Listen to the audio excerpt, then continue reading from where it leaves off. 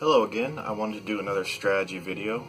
I'm going to create a online room, and the reason I stress that is because if you weren't aware, if you play offline, it's actually a lot easier. The enemies have less health, and it's just a lot simpler to play offline. So gotta make sure your strategies work online. So anyway, this strategy is going to be for mission 98, Star Eaters. I found something that actually works out really well, and it involves an aerator. So depending on your difficulty, let's see. So if you're going to play on easy or normal, let me put that here really quickly. Then you're going to want to take a sprite fall, 2 sprite falls, and then you're going to want to take a Vigalta that has the rockets that shoot straight. So the heavy one, the heavy cannon that shoots rockets. If you're going to take, and if you play on hardest, you will also take your 2 best sprite falls, which are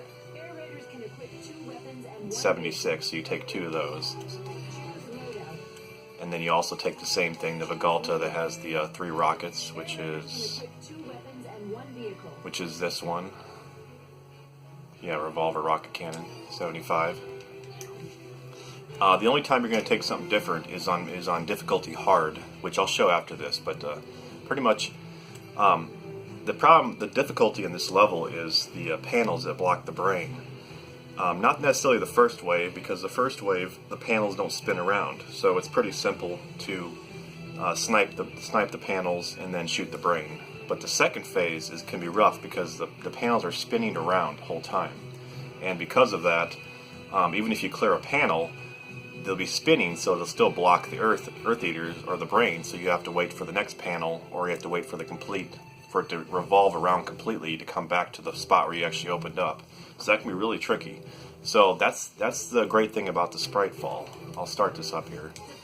But the sprite fall and the satellite blaster will shoot the brain without having to have the panels exposed. So all you need to do is you can actually see an opening right here to the left of this building. You'll see the point right there, the point of the brain. That's the center. So you just aim your 2 sprite falls right there, and you'll be attacking the brain, even though the panels are blocking it. And 2 sprite falls is enough on hardest and enough on normal to complete the phase. So we'll go to the next phase. So what I'd recommend is to not use the sprite fall right away on the first wave. But as you can see, look at it, it just pretty much goes to the next wave. What I'd recommend doing is using the sprite fall for the second wave, which is the hard wave, and just sniping the first. Let me restart this.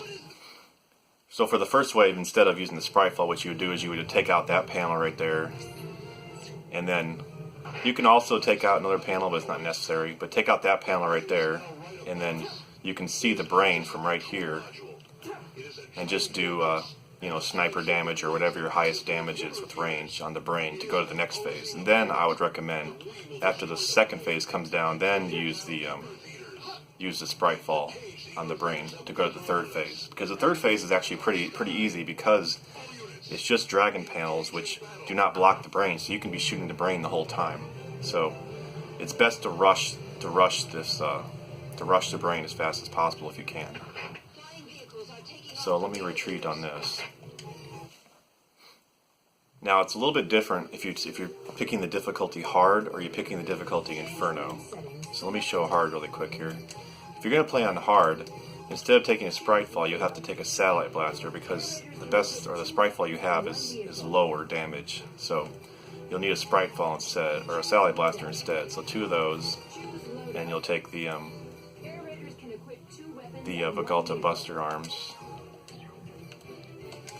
And for this, at the start, you actually have to blow up some buildings so you can see where to aim on this one, because you can't aim in the middle, or at least not completely in the middle. So I'm going to throw this and knock down these buildings right here. And pretty much for the Satellite Blaster, the reason why you have to do this is because the Satellite Blaster shoots on an angle instead of straight up and down. So depending on what angle, you have to kind of adjust. So it's just safer to take out the buildings. Okay. So just take down the buildings with the howitzer or with a rocket launcher. Alright, and then you can go ahead and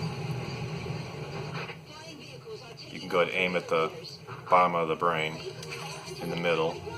And then depending on which way it's angled, like you can see it's angled to the right, so in that case I'll move it to the left side because that way the top will hit the middle. And then this one is hitting a little bit to the right, so I'll aim it a little bit to the left. So pretty much you want it so it angles right into the brain. As you can see, I had to move that one to the right so that it angles straight up into the middle. And then that one is pretty close to the middle. And that'll do the same thing. It's a little slower, but it'll also work. The only negative of this is if it's not fast enough, sometimes it'll drop more enemies than it should, but it still works. Like I said, I would recommend saving the Satellite Blaster for the second phase, not the first though. And then just get ready for the third wave with snipers and rockets. And then as far as with Inferno, the only way you'll be able to make this strategy work with Inferno is you have to have a couple air raiders, because usually if you're doing Inferno on this mission, you're probably going to take a wing diver with Gungnir's, 2 Gungnir's, and then have, you'll have someone probably give you power and have a ranger to snipe the panels so that she can shoot the Gungnir's. But that's usually the easiest strategy on this mission. But if you don't, you can use a couple air raiders with the. I would recommend taking either the Spritefall or the Satellite Blaster. They do the same damage, 120,000 damage. So you'll need a couple of those, 3 or 4, to advance to the next phase. But that is another way you can do it, but you will need, like I said, a couple more air raiders to do this. But that's just a really quick and easy way to do it on at least 4 of the 5 difficulties. And if you have multiple air raiders, then you can also do it on the 5th way.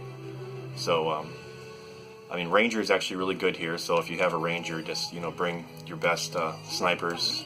Usually you'll take 2 Lysanders because that's the best.